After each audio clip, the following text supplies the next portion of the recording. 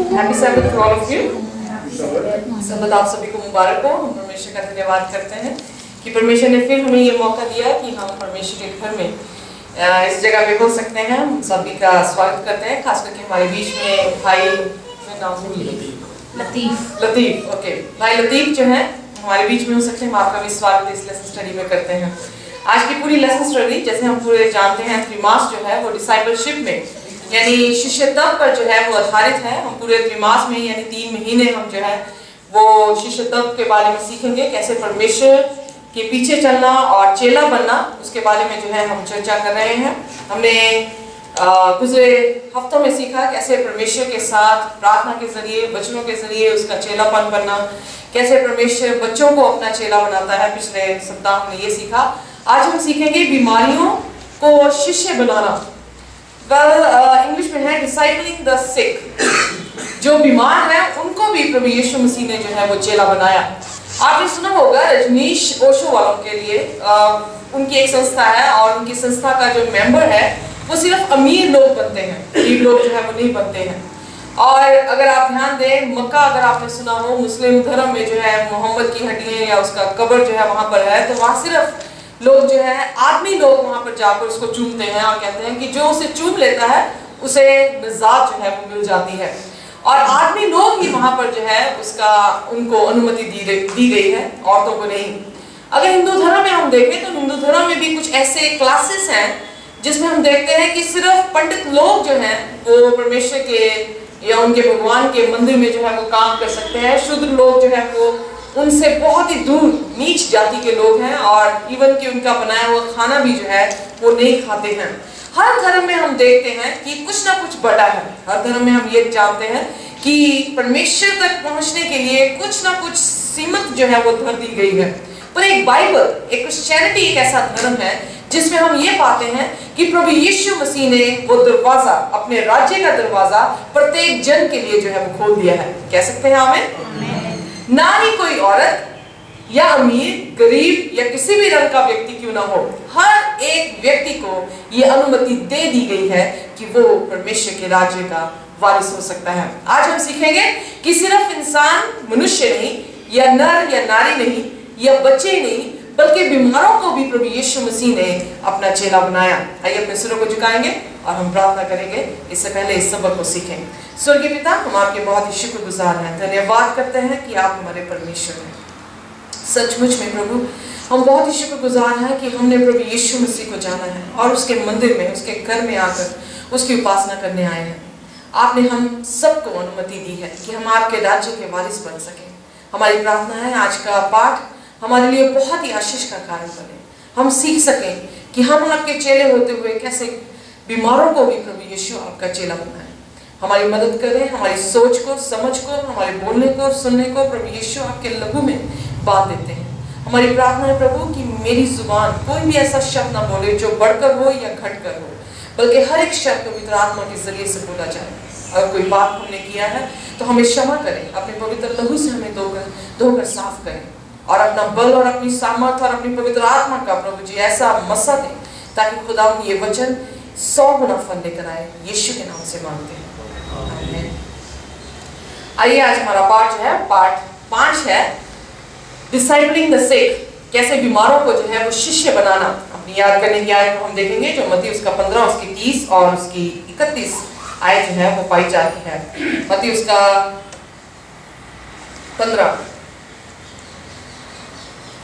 उसका 30 और उसकी 31 आयत। और भीड़ पर, हम सभी मिलकर जो है इस आयत को पढ़ेंगे।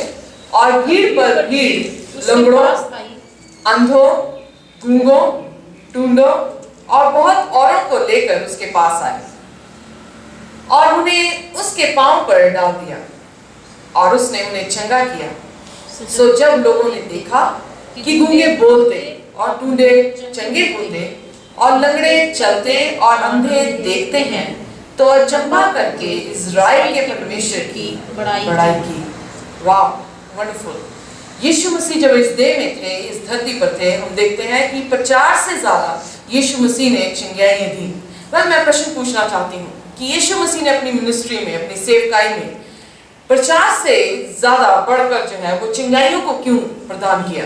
क्यों लोग अंधे जो है वो देखने लगे, लंगड़े चलने लगे और गूंगे जो है वो बोलने लगे, बहरे सुनने लगे? Why? क्योंकि उनकी जरूरत थी। ओके, वेरी गुड, उनकी जरूरत थी, वो चंगा होना चाहते थे। और कोई बात?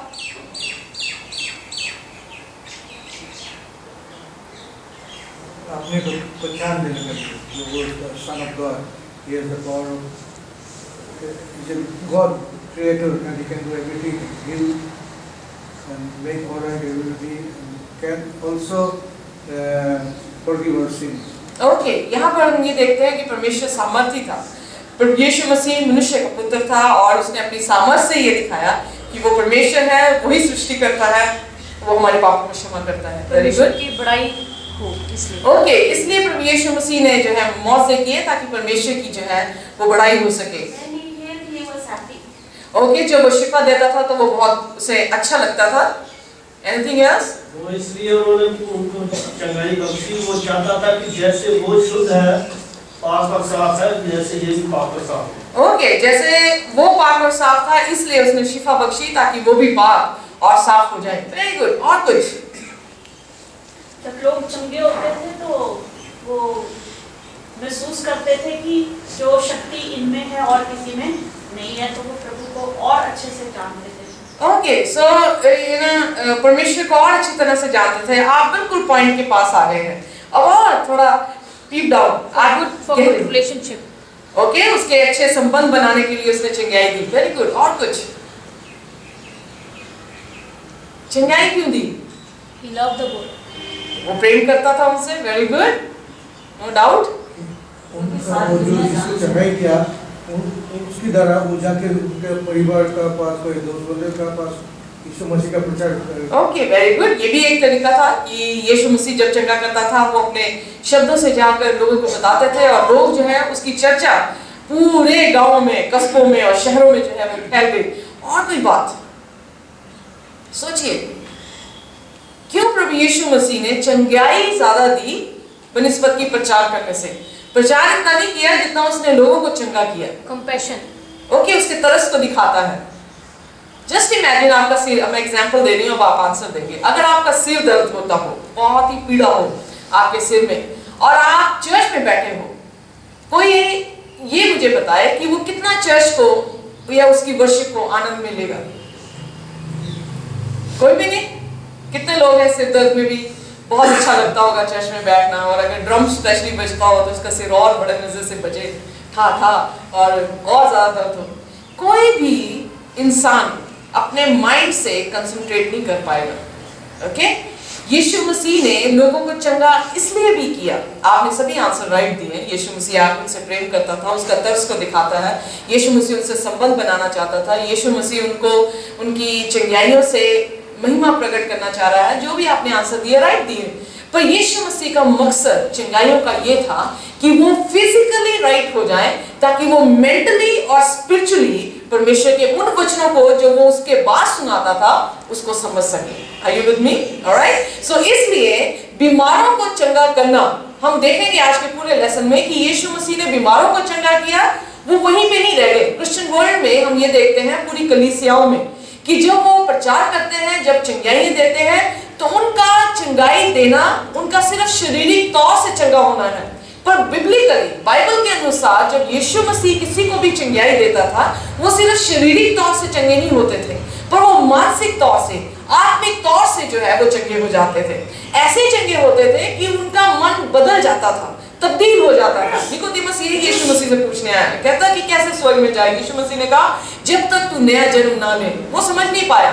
सरदार था, समझाने वाला व्यक्ति था, लोगों को सिखाता था, पर कहने लगा क्या माँ की पेट में मैं दोबारा जाऊं और फिर जन्म लूं? यीशु मसीह ने कहा, तू तो सिखाने वाला है और तू क्यों नहीं समझता इस बात को कि जब तक कोई इंसान जल और आत्मा से जन्म ना ले, तब तक वो स्वर्ग की बादशाह में प्रवेश नहीं कर सकता। यहाँ पर हम देखेंगे कि यीशु मसीह की चंगाई लोगों को परमेश्वर के साथ कैसे मिलाती गई। उन्होंने यीशु को छोड़ नहीं दिया। हम हर एक उदाहरणों में, जो भी आपको चंगाइयों की उदाहरणें बाइबल में नजर आती हैं, आप देखेंगे कि वो यीशु को छोड़कर अपने घर को नहीं चले गए। बल्कि वो यीशु के साथ उसके पीछे जो है वो बोलिए। यीशु के पीछे होने का अर्थ क्या है? You follow the Lord. आप यीशु मसीह के पीछे होते हैं, यानी आप चेले बन जाते हैं। बीमारों को चंगा करना उसने इसलिए किया ताकि वो उसके क्या बन जाए? उसके चेले बन जाए। क्योंकि जब आप मानसिक तौर से, शारीरिक तौर से तंदुरुस्त होते हैं तो आप परमेश्वर के वचन को समझ सकते हैं। इसीलिए सेवंथ डे एडवेंटिस्ट चर्च खाने पीने की बात जो है ये उसका प्रचार करता है कि हमें ये चीज खानी है, ये चीज नहीं खानी है। क्योंकि इन चीजों से खाने से हमारे मनों में जो अशुद्धता या हमारे शरीर में जो अशुद्धता आती है और बीमारियां आती हैं, वो बीमारियां आपके मन को इतना शुद्ध नहीं कर सकती कि आपका मन प्रभु यीशु मसीह की बातों को समझ सके। इसीलिए बाइबल में लिखा कि प्रभु यीशु मसीह के पास जितने भी लोग आए, कोई भी क्यों ना आया हो, यीशु मसीह ने किसी को भी त्यागा नहीं। पर क्या कोई ऐसा अध्याय आपको मालूम है जिसमें प्रभु यीशु मसीह मौजा नहीं कर पाया हो? कोई ऐसा नगर जिसमें प्रभु यीशु मसीह मौजा नहीं कर पाया?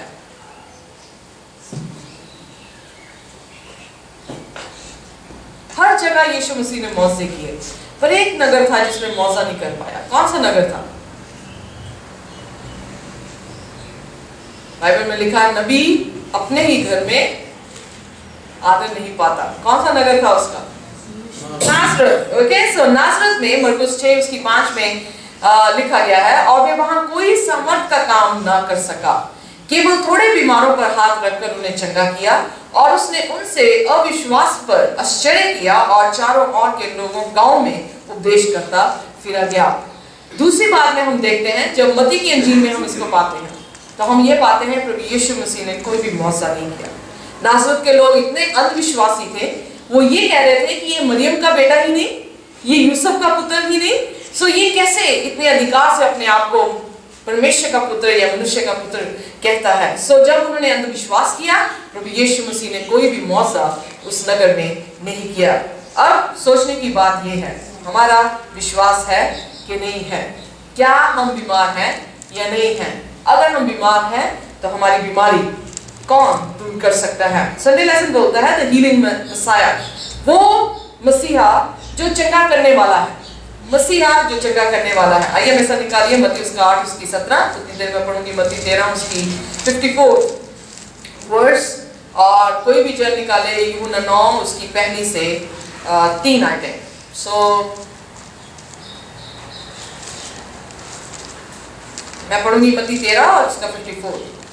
और अपने देश में आकर उनकी सभा में उन्हें ऐसा उपदेश देने लगा कि वे चकित होकर कहने लगे कि इसको ये ज्ञान और सामर्थ के काम कहां से मिले। अब ये प्रश्न पूरी लोगों के बीच में था कि यीशु मसीह इतना सामर्थी काम और यीशु मसीह के पास इतना ज्ञान जो है वो कहां से आया, क्योंकि वो जानते थे, जैसे नथानियल ने कहा, नासरत से भी कोई अच्छी चीज आई है।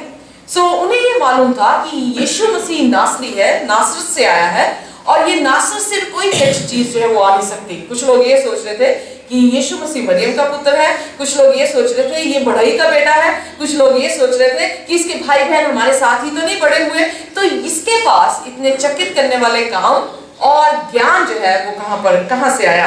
पर बाइबल बताती है कि वो इसलिए चकित कर रहा था क्योंकि वो मसीहा था, क्योंकि उसके बारे में भविष्यवाणी जो है वो पहले से कह रखी थी। यशायाह 61 उसकी 1 आयत में लिखा, प्रभु यहोवा का आत्मा मुझ पर है, क्योंकि यहोवा ने सुसमाचार सुनाने के लिए मेरा अभिषेक किया और मुझे इसलिए भेजा है कि खेदित मन के लोगों को शांति दूं और बंधुओं के लिए स्वतंत्रता का और कैदियों के लिए छुटकारे का प्रचार करूं, कि यहोवा के प्रसन्न रहने के वर्ष का और हमारे परमेश्वर के पलटा लेने के दिन का प्रचार करूं, कि सब विलाप करने वालों को शांति दूं। यशायाह यीशु मसीह के बारे में भविष्यवाणी कर रहा था। यशायाह ने ये कहा कि परमेश्वर ने उसका अभिषेक जो है वो किया है। अगर आप लूका उसका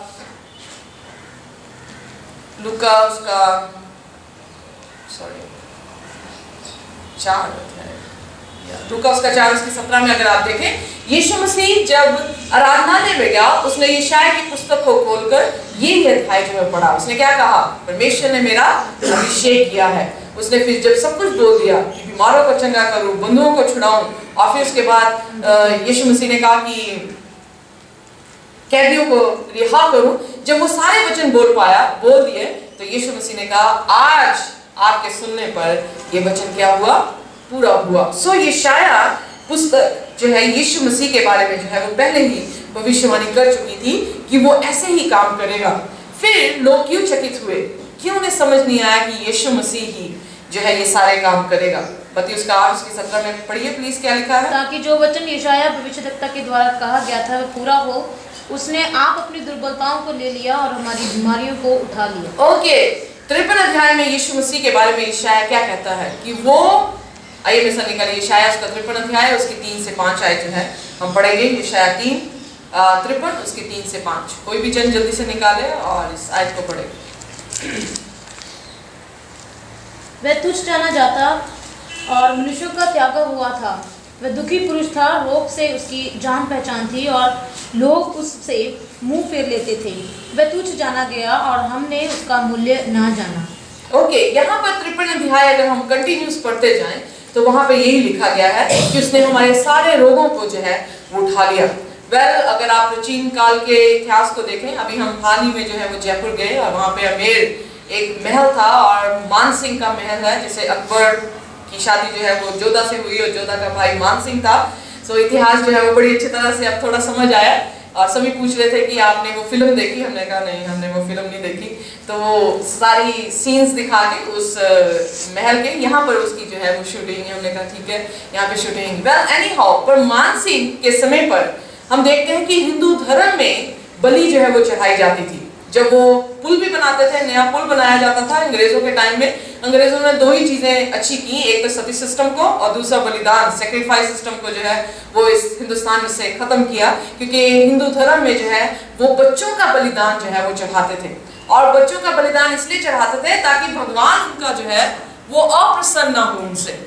और एक तरह के ऐसे कि एक सब्स्टिट्यूट, जैसे कि बाइबल में दिखाया गया कि यीशु मसीह हमारा सब्स्टिट्यूट बना, पाप के जरिए हम परमेश्वर से दूर हुए और जब परमेश्वर से दूर हुए तो बीमारी, जितना भी समस्या, कांटे, दुख, तकलीफ जो है वो हमारे जिस्म में और मौत भी जो है हमारे पर लागू हुई।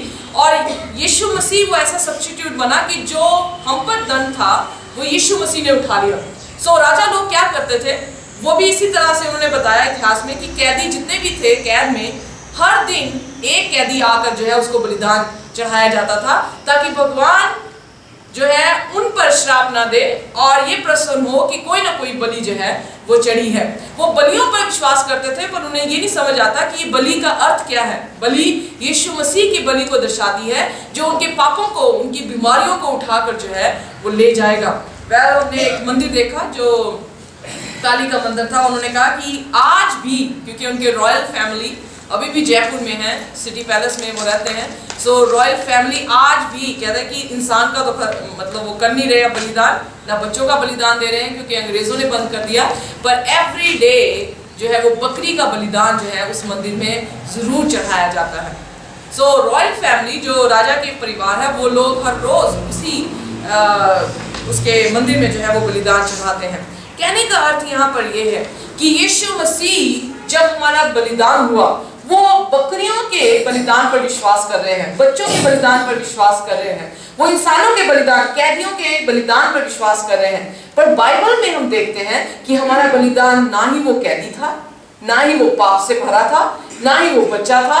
हम ये देखते हैं कि ना ही वो बकरी का लहू। इसीलिए पौलुस कहता है कि तुम बकरी और मेमने के लहू से नहीं बचाए गए, बल्कि तुम निष्पाप निर्दोष मेमने के लहू से, जो यीशु मसीह है उसके लहू से बचाए गए हैं। सो हर एक धर्म में बलि जो है वो नजर आती है, पर हमारे धर्म यानी क्रिश्चियनिटी में हम देखते हैं कि मसीह का बलिदान बिल्कुल पाप से परे था, पाप से दूर था, वो बिल्कुल निष्कलंक बलिदान था। और उसी के बलिदान के कारण वो ऐसा सब्स्टिट्यूट हमारा बना कि उसके बलिदान के कारण हमारी बीमारियां जो है उस पर क्या कर दी गई, लाल गई। वेल एनी हाउ, मैं आपसे ये कहना चाहती हूँ, अगर आप बीमार हैं कभी डायग्नोज ढूंढने की जरूरत नहीं है आपको, ना ही प्रिस्क्रिप्शन लेने की जरूरत है।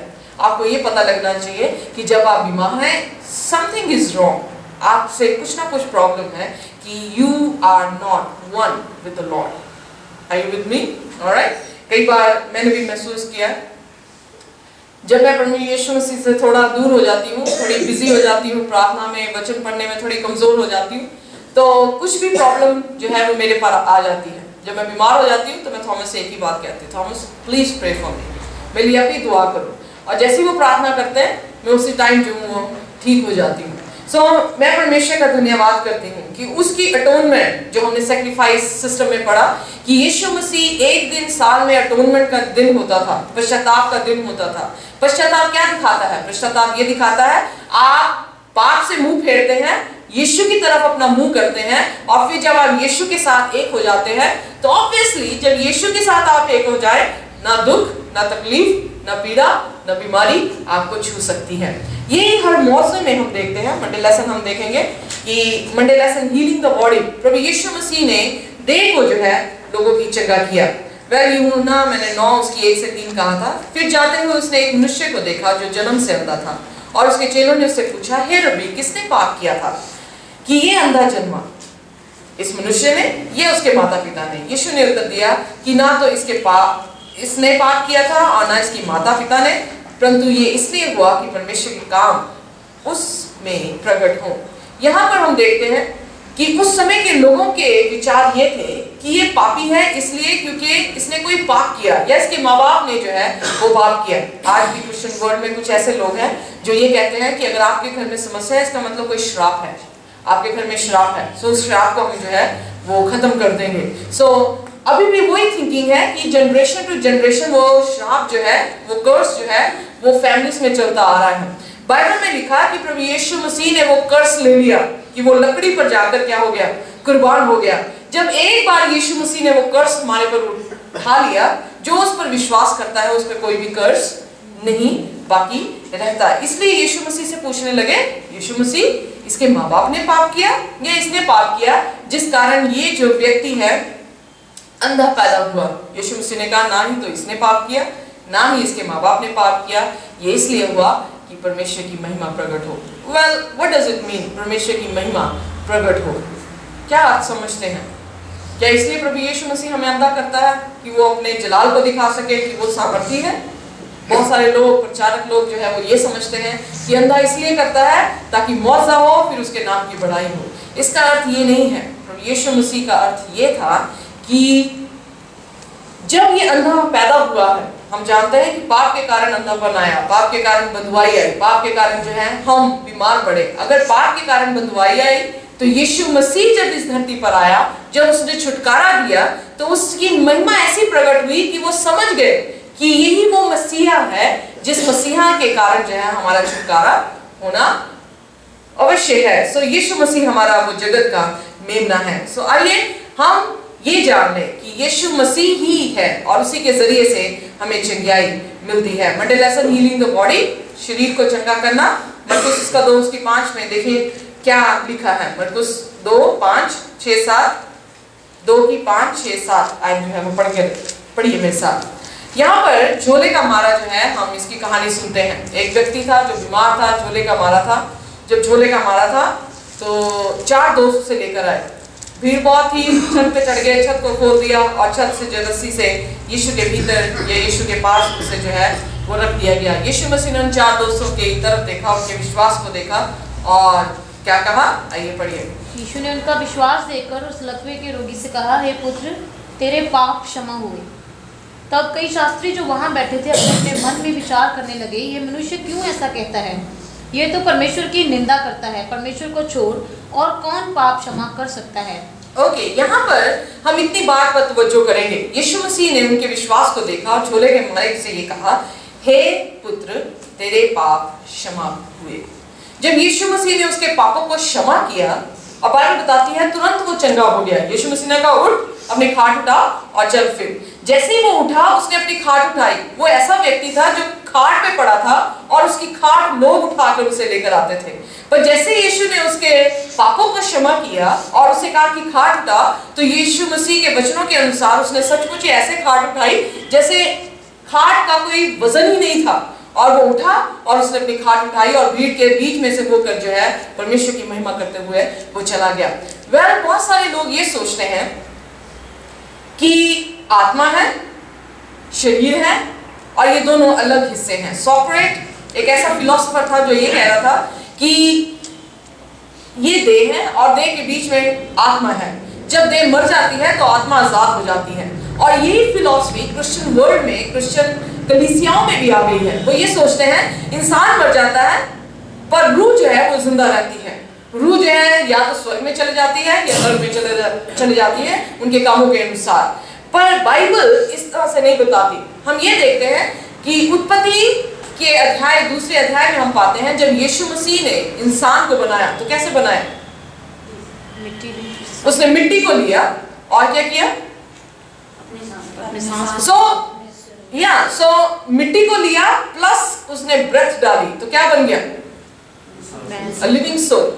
ओके, एक जीवित प्राणी जो है वो बन गया। सो बाइबल में हम इस पूरी शिक्षा को अगर देखें तो हम ये पाते हैं कि कोई भी रूह नहीं है, शरीर ही एक सांस के साथ जो है वो चल रहा है। साइंस पढ़ने वाले या मेडिकल वाले यहाँ पर प्रोफेशनल बैठे हैं। अब जब कोई इंसान मरता है तो कैसे मरता है? जब सांस नहीं होती है। ओके, जब सांस जो है वो चली जाती है, सांस रुक जाती है, आखिरी सांस हम कहते हैं उस इंसान ने आखिरी सांस ली और वो क्या हो गया?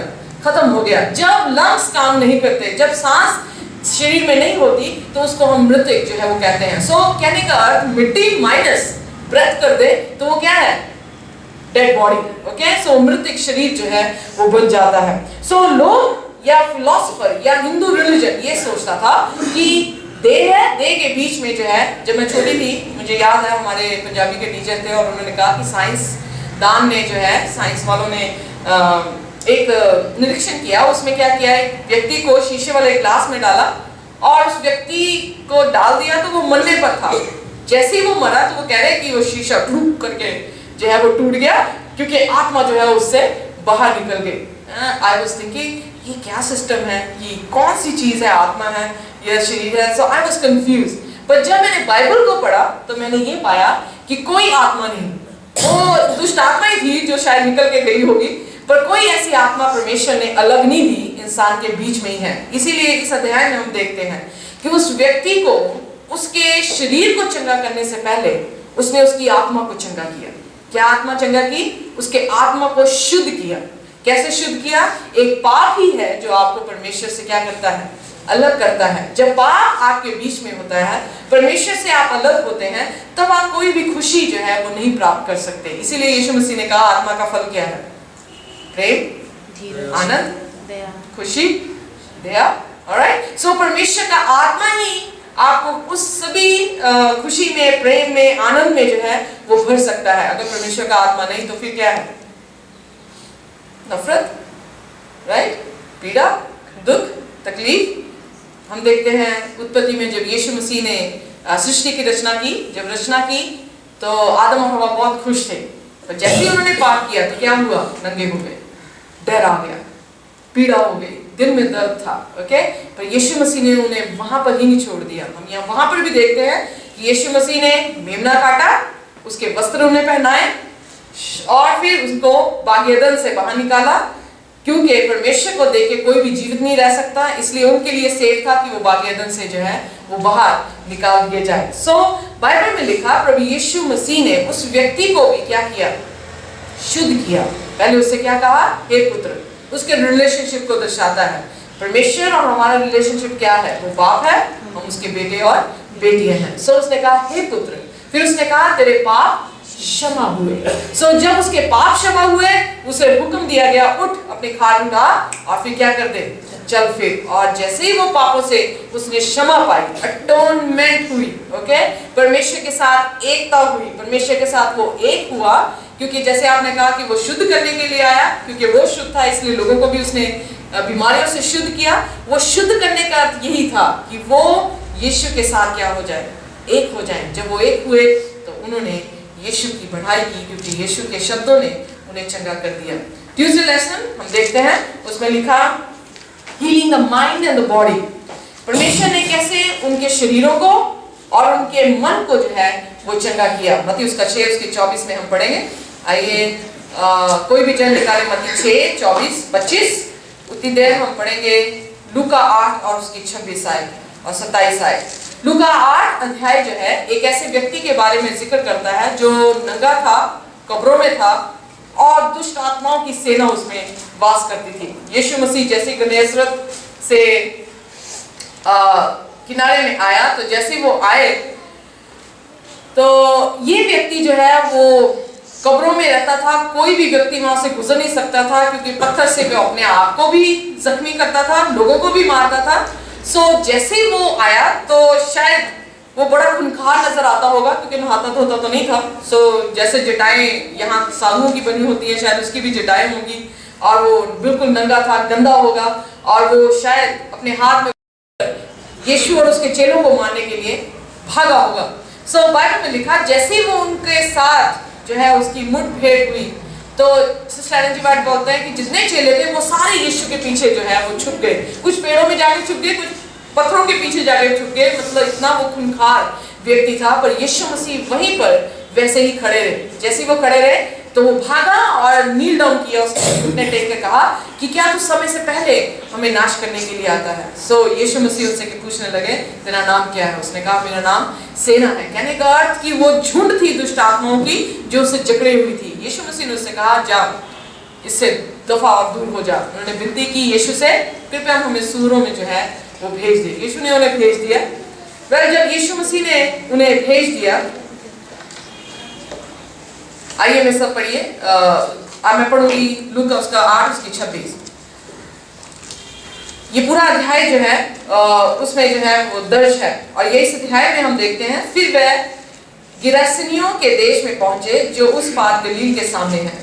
जब वह किनारे पर उतरा तो उस नगर का एक मनुष्य उसे मिला जिसमें दुष्ट आत्माएं थी, और बहुत दिनों से ना कपड़े पहनता था और ना घर में रहता था, वरन कब्रों में रहा करता था। और ये व्यक्ति, अब आप ध्यान दीजिए कि ये व्यक्ति बीमार है। अब इसकी समस्या कौन सी है? इसकी समस्या शारीरिक है, मानसिक है या आत्मिक है? ओके, पहले शारीरिक है। कैसे शारीरिक है?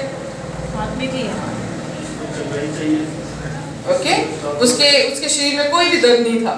कौन सी ऐसी प्रॉब्लम थी इस व्यक्ति में?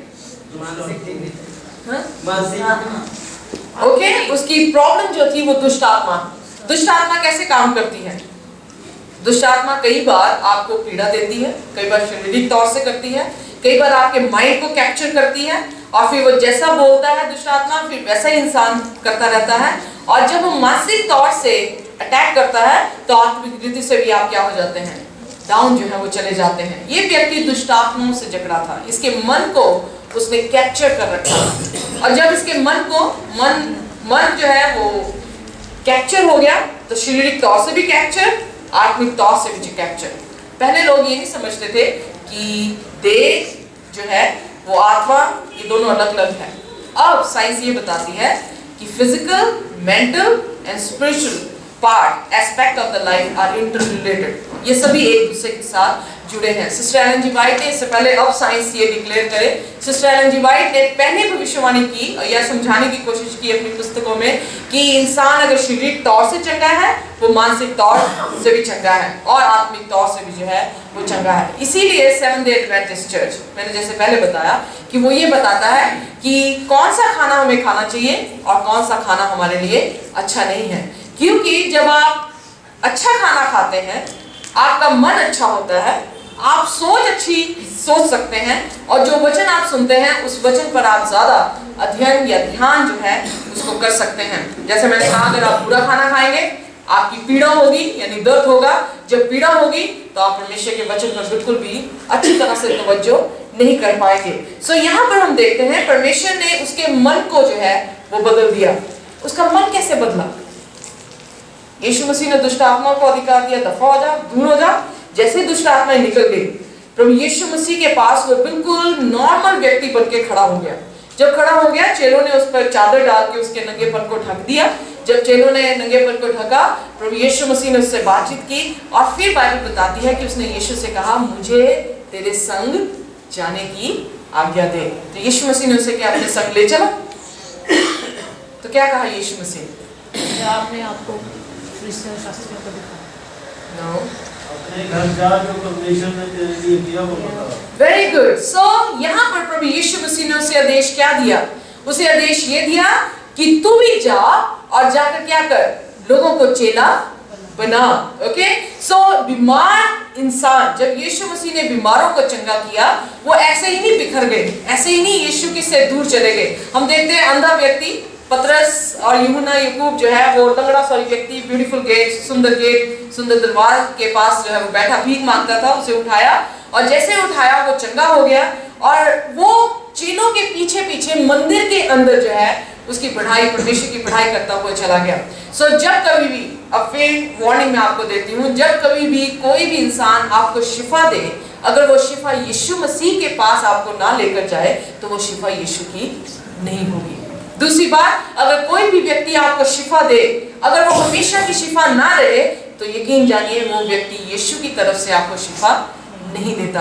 क्योंकि बाइबल में हमने दो चीजें देखी कि यीशु मसीह ने जब भी कभी किसी को शिफा दी वो हमेशा की शिफा बनकर उसके साथ रही, वो दोबारा वो शिफा गलत या खराब जो है वो नहीं हुई। दूसरी बात हम ये देखते हैं, जिस किसी को भी इसने शिफा दी वो व्यक्ति झूमता गाता प्रभु यीशु की महिमा करता हुआ यीशु के पीछे जो है वो होता चला गया। सो शिफा यीशु का चेला बनाने के लिए जो है वो दी जाती है।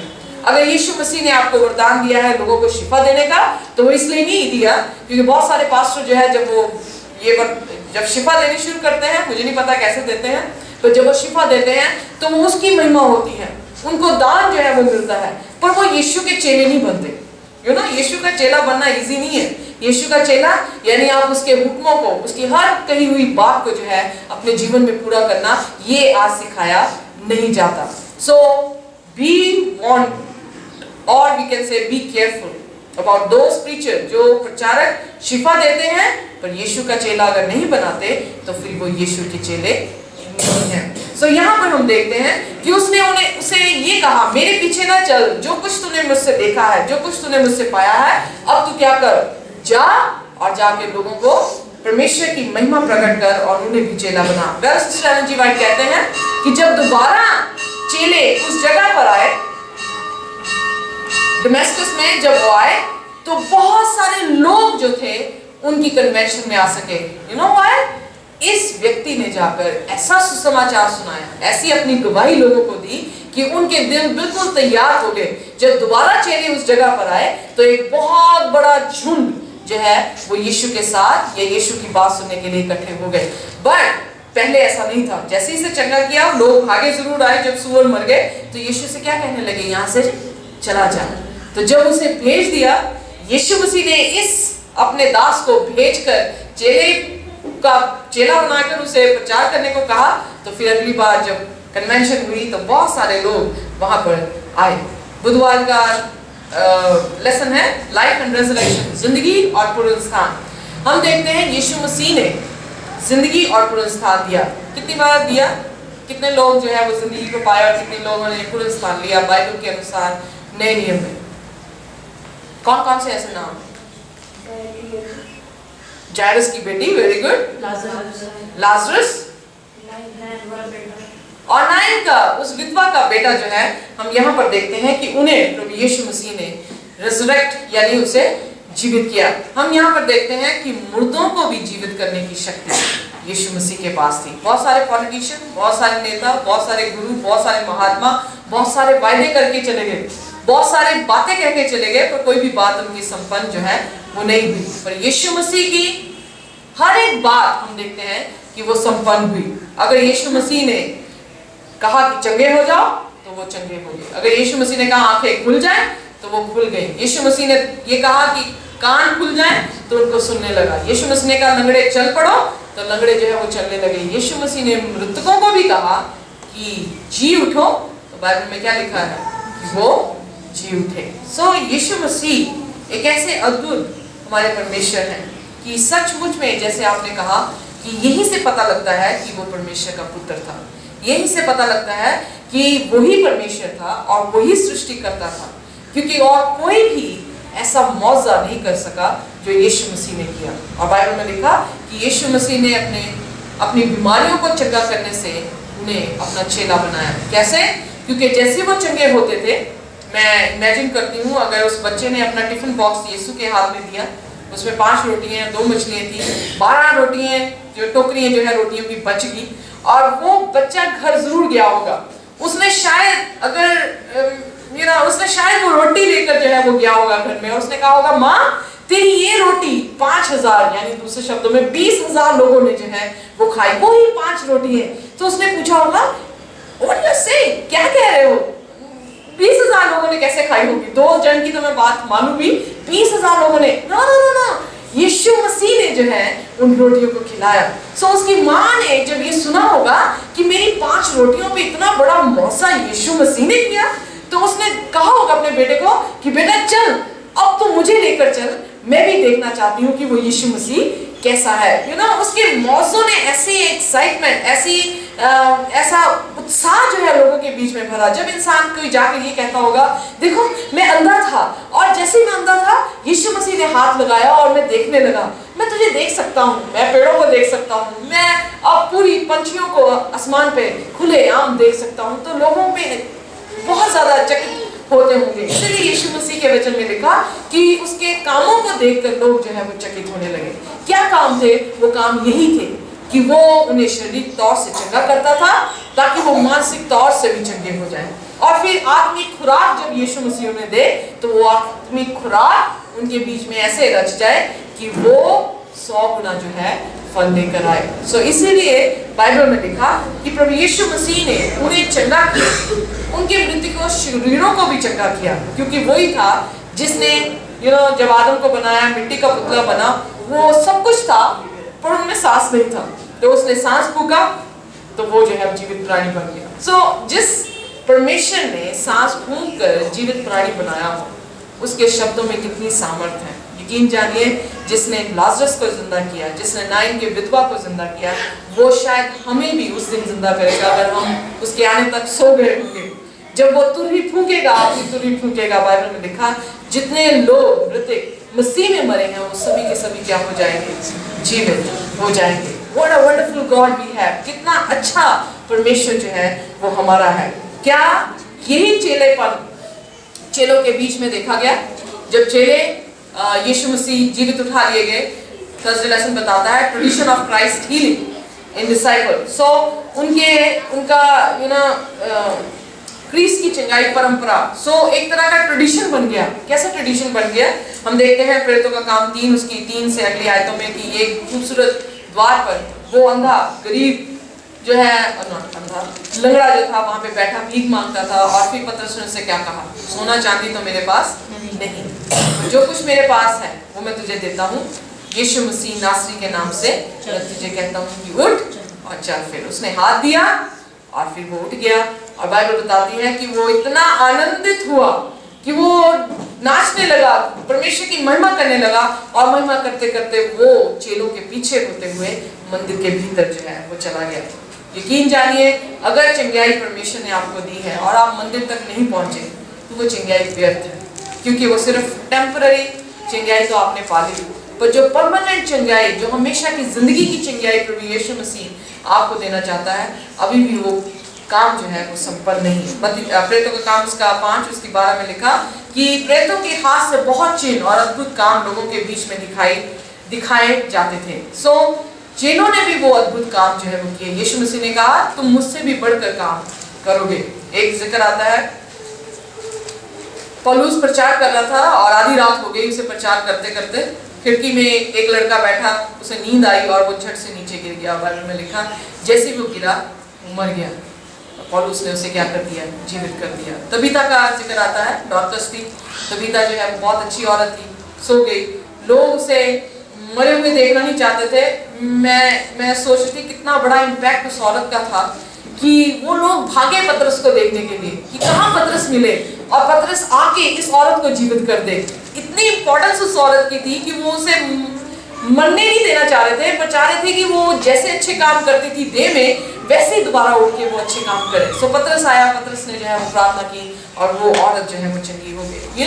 सो ये परंपरा लगातार जो है प्रभु यीशु मसीह के चेलों में है। इसीलिए मत्ती उसके 16 उसके 17 में लिखा, यीशु मसीह ने कहा तुम जहर भी पी लोगे तो कोई हानि नहीं होगा, तुम दुष्ट आत्माओं को भगाओगे तो दुष्ट आत्मा भी तुम्हारे से दूर जो है वो चली जाएंगी। फिर अपने चेलों से 70 चेलों को जब भेजा, बड़े खुश हुए, कहने लगे हम तो मौजे कर रहे हैं। यीशु मसीह ने कहा इससे प्रसन्न ना हो, प्रसन्न इससे हो कि तुम्हारे नाम स्वर्गीय पुस्तकों में लिखे गए हैं। सो हीलिंग शिफा जो है वो इंसानी महिमा के लिए नहीं दी गई। You know, are you getting me what I am saying? Healing is not for the praise of the man. किसी भी इंसान की तारीफ के लिए हीलिंग का तोहफा जो है वो नहीं दिया गया। हीलिंग का तोहफा इसलिए दिया गया परमेश्वर की महिमा हो, दूसरी बात उसकी चंगाई हमेशा तक बनी रहे, तीसरी बात उसकी चंगाई उसे परमेश्वर के चेलेपन में, शिष्यत्व में जो है लेकर चली जाए। अगर हमारी चंगाई हम पा चुके हैं, यीशु के पीछे नहीं चले हैं, तो हमें जरूरत है कि हम यीशु के पीछे होके चले, क्योंकि वो चंगाई सिर्फ शारीरिक नहीं थी, चंगाई मानसिक भी थी और आत्मिक भी थी। और वो आत्मिक चंगाई क्या है? यूहन्ना 3:16 में परमेश्वर ने जगत से ऐसा प्रेम किया कि उसने अपना एक लौता पुत्र दे दिया, ताकि जो कोई उस पर विश्वास करे वह नाश ना हो बल्कि हमेशा का जीवन पाए। हर मौजे में यीशु ने कहा तेरे विश्वास ने तुझे चंगा किया है। वो विश्वास सिर्फ शारीरिक तौर से चंगा नहीं करेगा, वो विश्वास आपका हमेशा की जिंदगी की तरफ आपको लेकर जाएगा। आइए मिलकर उस विश्वास को थामे रहे, जैसे उस औरत ने जो लहू बह रही थी और उसने उसके पल्लू को छुआ, वो चंगी हो गई, उसके पल्लू को पकड़े नहीं।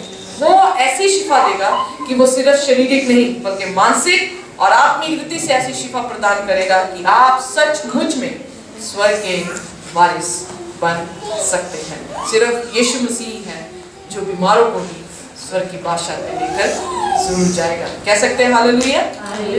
हम भी सब बीमार हैं, शायद शारीरिक नहीं, हो सकता है पाप में बीमार हो, पर यीशु मसीह हमें भी स्वर्ग की बादशाह में लेकर जाना चाहता है। क्या हम जाना चाहते हैं? क्या हम यीशु के पल्लू को पकड़ना चाहते हैं? क्या हम विश्वास को रखना चाहते हैं? बात यहाँ पर हमारे सामने या हमारे बीच में जो है खत्म होती है। आइए, यीशु पूर्ण तौर से सामर्थी है, वो हर पीड़ा को, हर दुख को, हर तकलीफ को दूर करेगा बनिस्बत कि हम उस पर विश्वास करें। अपने सिरों को झुकाएंगे और प्रार्थना करेंगे।